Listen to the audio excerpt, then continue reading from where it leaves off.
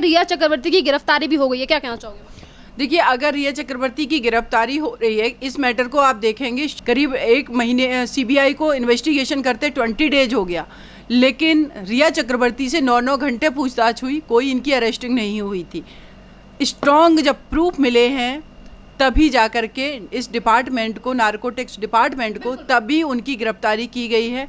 तो इसमें जो एक बहुत बड़ा तबका, लिबरल गैंग जो बार बार एलिगेशन लगा रही है, उसको अब शांत हो जाना चाहिए। और जो भी चीज़ें हैं अब ये अंडर प्रोसेस हैं, इस पर सबको विश्वास करना चाहिए और रियलिटी सामने आना चाहिए। और मेरा ये मानना है कि सीबीआई को फर्दर और भी आखिर ये ड्रग कहाँ से आ रहा है, इन सारी चीज़ों पर प्रॉपर इन्वेस्टिगेट करना चाहिए। एक और सवाल कि जब सब लोगों का जब तक रिया चक्रवर्ती की गिरफ्तारी नहीं हुई थी, और खैर अब तो रिया चक्रवर्ती की गिरफ्तारी हो चुकी है, तो लोगों का सवाल ये भी था कि अगर रिया चक्रवर्ती की गिरफ्तारी हो गई है, जैसा कि अब हो चुका है, तो अब कौन कौन से राज सामने आने वाले हैं?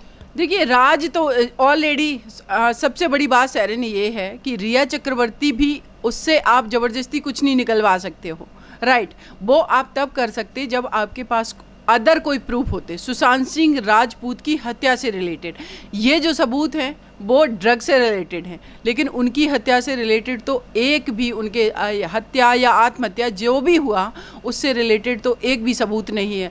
तो जस्टिस मुझे लग रहा है सुशांत सिंह राजपूत को कहाँ मिल रहा है।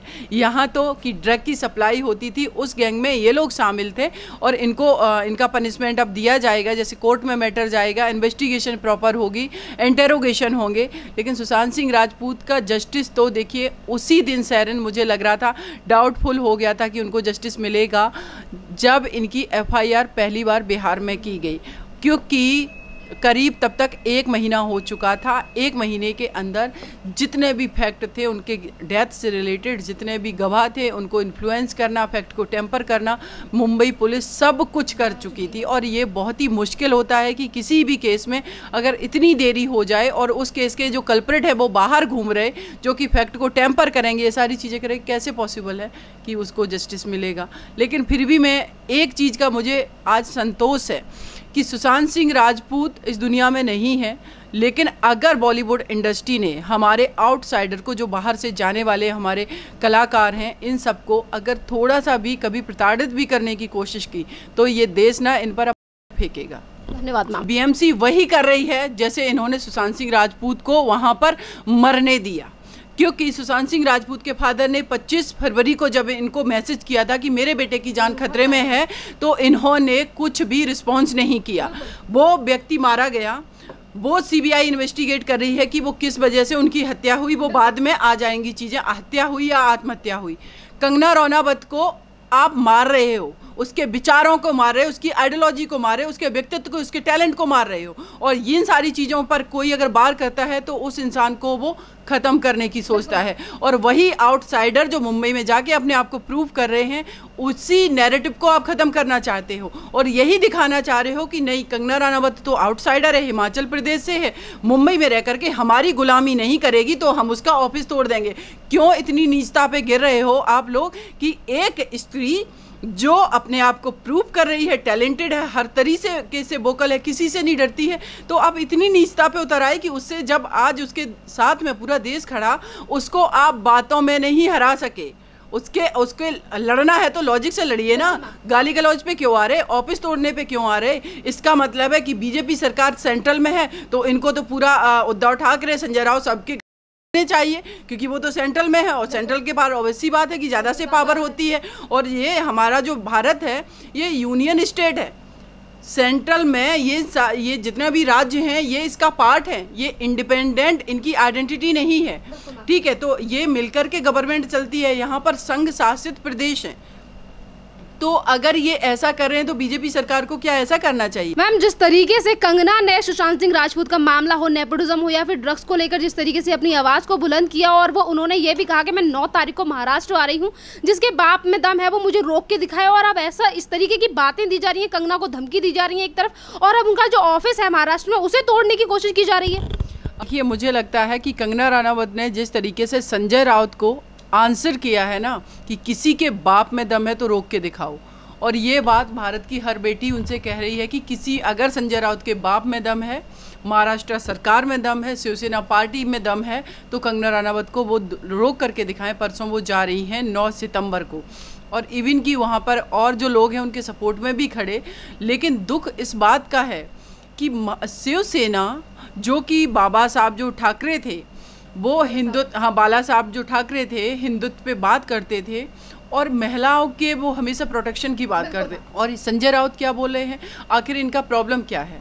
आपको क्यों इतनी मिर्ची लग रही है? जब सुशांत सिंह राजपूत की जिस दिन डेथ हुई उसके बाद तुम्हारी पुलिस ने, मुंबई पुलिस ने ये डिक्लेयर किया कि वो सुसाइड है, विदाउट एनी सुसाइड नोट। लोगों को मौका तुमने दिया बोलने का। जब लोगों ने बोलना शुरू किया कि सुशांत सिंह राजपूत की आत्महत्या नहीं, ये मर्डर हो सकता है, इन्वेस्टिगेशन हो प्रॉपर, सीबीआई जांच ना हो, कौन सुप्रीम कोर्ट में गया? रिया चक्रवर्ती को सपोर्ट करने महाराष्ट्र गवर्नमेंट।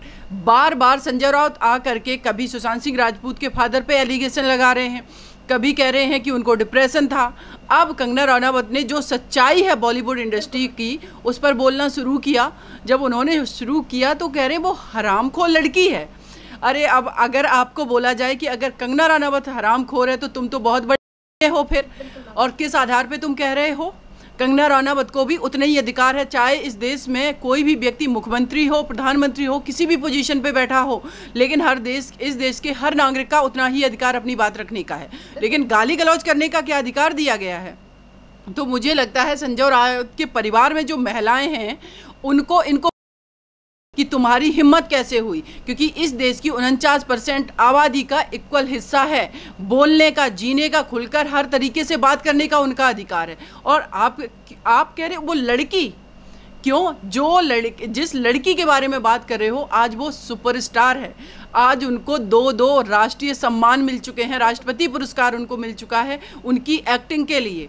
आज वो देश की 49% आबादी जो अपनी बात नहीं उठा पाती हैं, कहीं ना कहीं उनकी वो आवाज़ भी बन रही है।